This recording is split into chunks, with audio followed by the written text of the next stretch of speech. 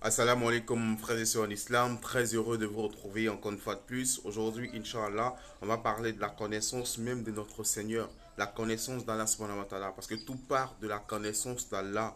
Allah subhanahu wa ta'ala, il dit, connaissez-moi avant de m'adorer. Si vous ne me connaissez pas, comment allez-vous m'adorer? C'est une question que Allah subhanahu wa ta'ala nous pose. Aujourd'hui, nous, on ne connaît pas Allah, on ne connaît pas notre Seigneur. Comment allons-nous l'adorer? Voilà pourquoi on s'amuse. Voilà pourquoi on s'amuse avec notre religion, on s'amuse avec la prière, on s'amuse avec les commandements d'Allah, parce qu'on ne connaît pas Allah.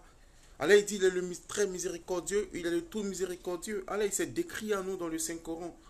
Il dit, Allah, il dit, il pardonne tous les péchés, mais Allah, il est dur en punition. Allah, il nous a avertis, il a détruit des peuples, le peuple de Sodome et Gomorre, le peuple de Noé, les Tamoud, les Had.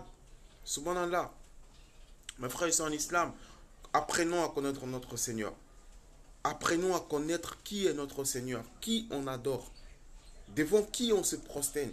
Tant qu'on ne connaîtra pas Allah, ça sera difficile pour nous d'adorer Allah comme il se doit. C'est pourquoi vous verrez aujourd'hui beaucoup de personnes aller se confier à des êtres humains, à des djinns, subhanallah, aller confier sa protection à un homme. Pourquoi? Le protecteur par excellence c'est Allah. Le pourvoyeur par excellence c'est Allah. Le croyant ne doit espérer qu'en Allah. Le croyant doit placer toute sa confiance en Allah. Le croyant doit savoir que rien ne peut l'atteindre sans la permission d'Allah. Le croyant doit savoir que sa subsistance ne viendra que d'Allah, son bonheur ne viendra que d'Allah, sa santé ne viendra que d'Allah, sa réussite ne viendra que d'Allah, son succès ne viendra que d'Allah, sa santé et tout le reste ne viendront que d'Allah. Et ça, le croyant doit le comprendre. Mais si on ne connaît pas Allah, on ne le saura pas.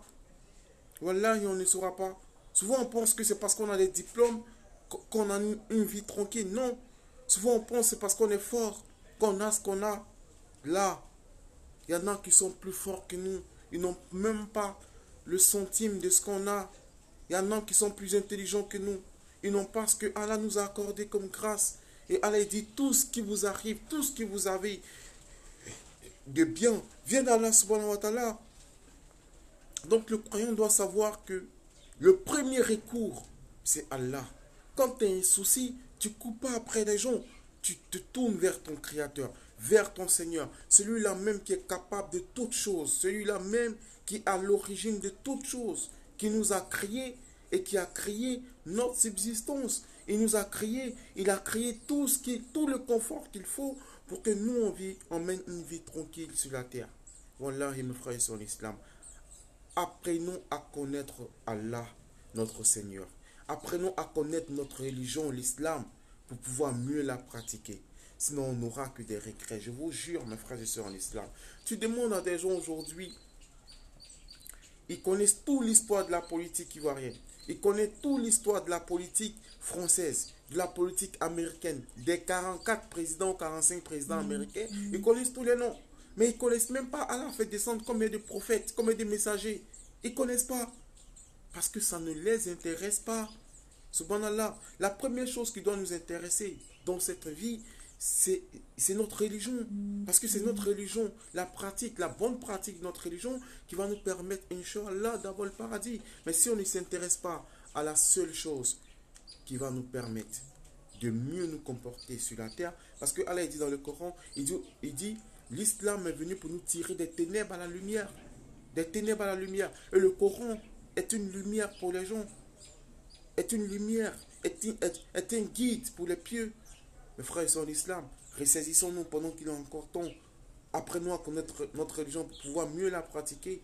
Un autre jour, Inch'Allah, j'aborderai le sujet de la sœur Adissa Touré. Ouais, aujourd'hui, le monde qui accourt vers Adissa, parce que ce n'est pas ignorance, les gens ne connaissent pas les religions. Dès qu'il y a quelqu'un qui sort, j'ai des miracles, on court après les personnes là. Pensant que ces personnes-là sont capables de faire des miracles, alors que les miracles ne sont produits que par Allah. Mes frères et sœurs d'islam, combien de personnes aujourd'hui qui ont dit Ashhadu an la ilaha illallah wa ashhadu anna Muhammadan abduhu wa rasuluhu vont à Kolia, pensant que cette dame-là a une potion magique, a une prière magique. Elle fait des prières qu'on n'entend jamais. Subhanallah, réfléchissez à Fala Takiloun. Allah dit à Fala Takiloun, ne réfléchissez-vous donc pas? Ne réfléchissez-vous donc pas. La santé que tu vas chercher à Kolia ne se trouve pas à Kolia, ça se trouve auprès d'Allah.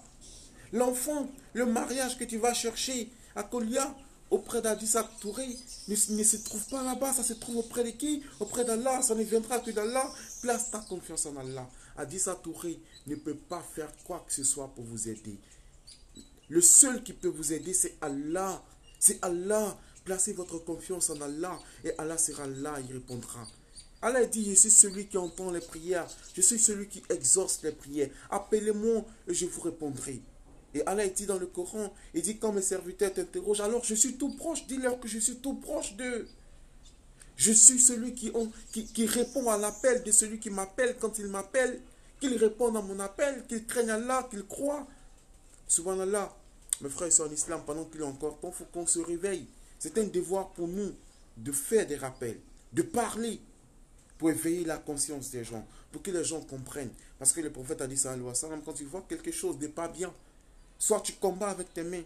Si tu n'as pas cette possibilité, combat avec ta bouche. Dénonce avec ta bouche. Et si tu n'as pas encore cette possibilité, combat avec ton cœur.